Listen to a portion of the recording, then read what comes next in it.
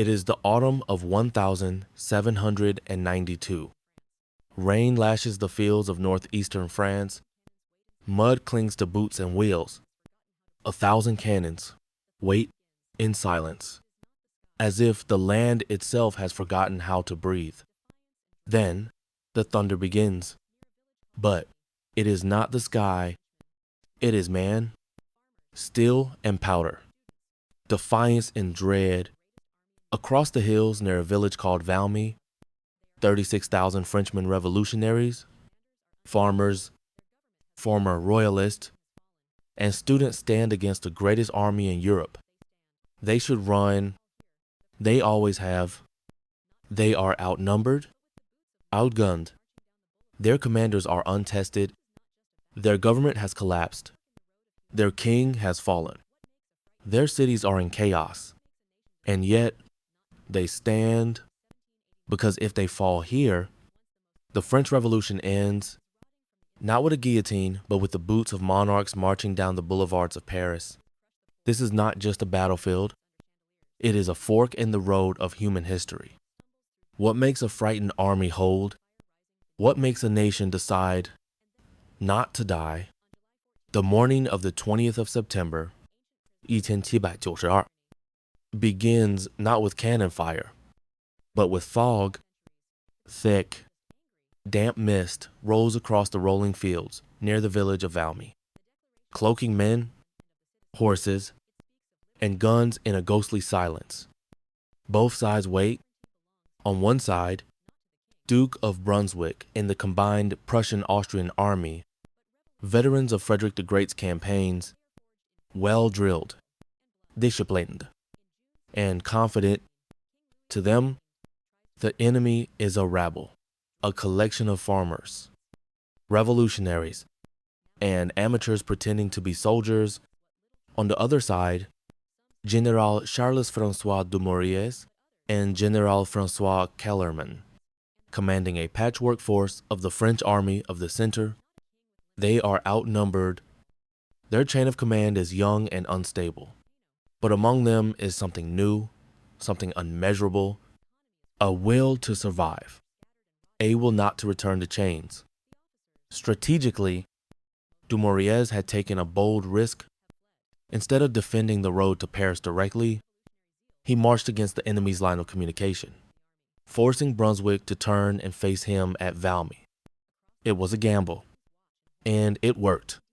Brunswick, unnerved by the boldness of his enemy and slowed by disease and mud, halts his advance and prepares for a decisive blow. But the French are ready. They have occupied high ground, a series of ridges and hills west of the town. They bring up 40 guns, well positioned and manned by veterans of the old Royal Artillery. For all its chaos, the French Revolution had not broken the artillery corps.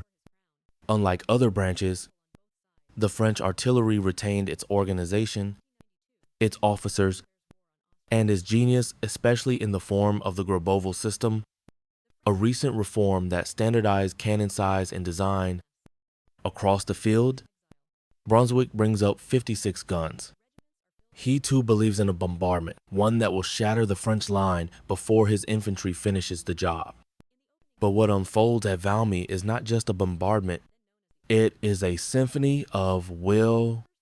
As the morning fog lifts, thunder erupts, the earth shakes, cannonballs scream through the air. Men and horses are torn apart in flashes of iron and smoke. Dumouriez and Kellerman ride up and down the line, exposing themselves to death, urging their men to hold. At one point, a detachment of cavalry wavers. Kellerman wheels his horse around and raises his hat. Vive la nation, he shouts. The cry is taken up along the line, a chant, a roar, a defiance. Vive la nation. Vive la République. Some of these men had never fought in battle. Some held muskets that had never been fired. Some still bore the insignia of the ancient regime, hastily covered with tricolor badges. But in this moment, none of that matters. They are not fighting for a king. They are not even fighting for France as it once was. They are fighting for an idea. Brunswick, watching from afar, hesitates. His cannon have not broken the French. His infantry begins its advance, but under a murderous barrage of French fire, the hillside becomes a killing field, and then it happens. A Prussian cannonball strikes a French ammunition wagon. It explodes in a deafening fireball, a hole in the line, smoke and chaos. For a heartbeat, everything hangs in the balance. A Prussian aide urges Brunswick to order the attack. The line is shaken. Now's the time. But Brunswick, cold, cautious, aware of the stakes, hesitates. And in that moment, a French officer rides into the breach. Louis Philippe, a young brigadier and a future king. He brings 2 batteries of horse artillery to shore up the position. Kellerman is already there, rallying men, shouting above the chaos. Stand your ground. They will break before we do, and they do not break. The French hold, not with elegance, not with precision, but with fury. By 5 p.m., the guns fall silent. Rain begins to fall. The battlefield is a muddy, ruined smoke lingering like ghosts above the dead. Brunswick calls off the attack. He has lost fewer than 1,000 men. The French, perhaps the same. By the standards of great battles, Valmy is small. No towns are captured. No armies destroyed. And yet, something changes. Valmy is the first time that a revolutionary army had faced a professional European force and not fled. In fact, it had stood its ground, and in doing so, it saved the revolution itself. The next day, news of the battle reaches Paris, and with it, a decision.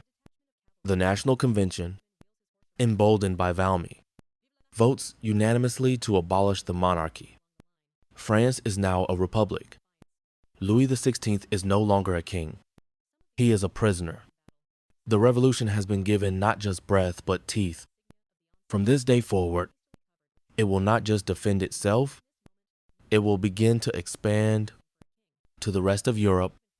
The Battle of Valmy is a shock, not because it was a bloodbath, not because it changed territory, it didn't, but because it proved something far more dangerous, that an army of citizens, not nobles, could stand against the might of monarchy and not fall. Brunswick retreats. Disease, rain, and logistical collapse have reduced his army of 84,000 to fewer than 17,000 effectives. His Prussians are dying in ditches and hospitals, not in glorious victory. There will be no march on Paris. On the 23rd of October, the last coalition troops cross back over the Rhine. They are broken, not defeated. And it will be decades, 20 years, and 3 million deaths before another coalition army gets this close to the French capital again. But the political consequences of Valmy reverberate even louder than the cannons.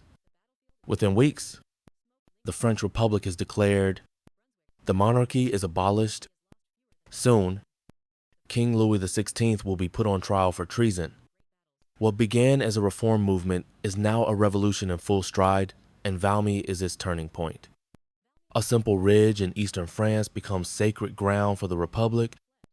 Eva Goethe, the great German writer and observer of the Prussian campaign, famously said, "From this place and from this day forth begins a new era in the history of the world."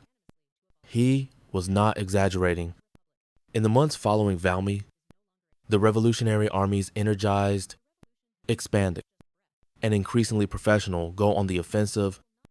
By early 1793, France invades the Austrian Netherlands, modern-day Belgium.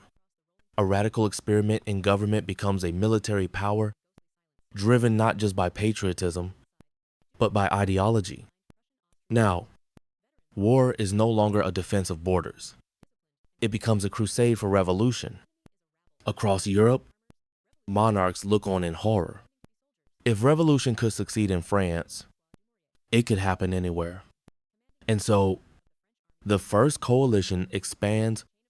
Great Britain joins the war. Then Spain, then the Dutch Republic. They are determined to crush this contagion before it spreads. But France has discovered something precious: momentum.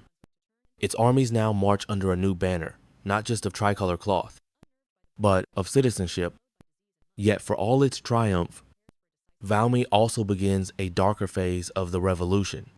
The removal of the king leaves a power vacuum. Factions emerge: the Girondins, the Jacobins, the Mountain, each claiming to represent the true will of the people. What began as a call for liberty begins to spiral into a struggle for control. Soon, the revolution turns on itself. The guillotine, once used for tyrants, becomes a tool of purification. Enemies of the people, suspected traitors, even former heroes of the revolution, all are devoured by the machine. And yet, the army holds because the war demands it. Generals who had once served the king Kellerman, Dumouriez, and others now serve the Republic. But not all of them survive politically. Dumouriez, after early victories, defects. Lafayette, once a hero of liberty, is exiled. Kellerman is arrested, later released. Amid the chaos, a new generation rises. Among them, a Corsican artillery officer named Napoleon Bonaparte. He will take the revolutionary army to heights unimaginable at Valmy, but he will also bury the republic it created. Still, Valmy remains the line in the sand. It is a paradoxical victory. Small in scale, immense in consequence. It did not win France the war, but it saved the revolution. It proved that ideas, if held tightly enough, could stand against cannon and cavalry, that a soldier need not be a noble, that a government chosen by citizens could defend itself against the kings of Europe. It was the birth cry of a new political world, and it terrified the old one. There is something eternal about a line drawn on muddy ground. It may be lost on maps, faded in textbooks, but Valmy was not about conquest. It was about conviction. A people, battered and betrayed, said, "This far, no farther," and for one cold day in September, the world believed them. Valmy is remembered less for what it changed than for what it allowed. It allowed a fragile revolution, teetering on the edge of collapse, to survive. It allowed a new political experiment, a republic forged from blood and ink, to take its first real breath. And it allowed Europe to see, perhaps for the first time, that kings were no longer invincible and that power could come from below. But the cannon smoke of Valmy never truly cleared. It drifted east into Austria and Prussia. It rolled over the Alps into Italy, across the Rhine into Germany, across the Channel into Britain, and eventually it returned to France itself, carried not by wind, but by men like Robespierre and Napoleon. For Valmy was not the end of a revolution. It was the beginning of a storm of ideas and ambition, of hope and terror. It's tempting to look back on that day in 1792 and see clarity the moment the new world was born. But history rarely grants us such neat beginnings. Was Valmy the dawn of democratic Europe?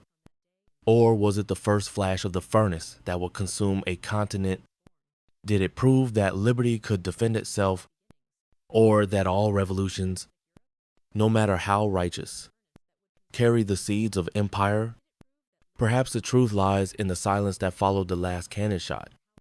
the rain falling softly on shattered earth, the battered tricolor still flying on the ridge. No trumpets, no declarations, no final word. Just a pause before history, once again, began to march. If you found this moment in history as haunting and powerful as we did, consider subscribing to Legacy Files, because sometimes understanding the future means standing in the fog of the past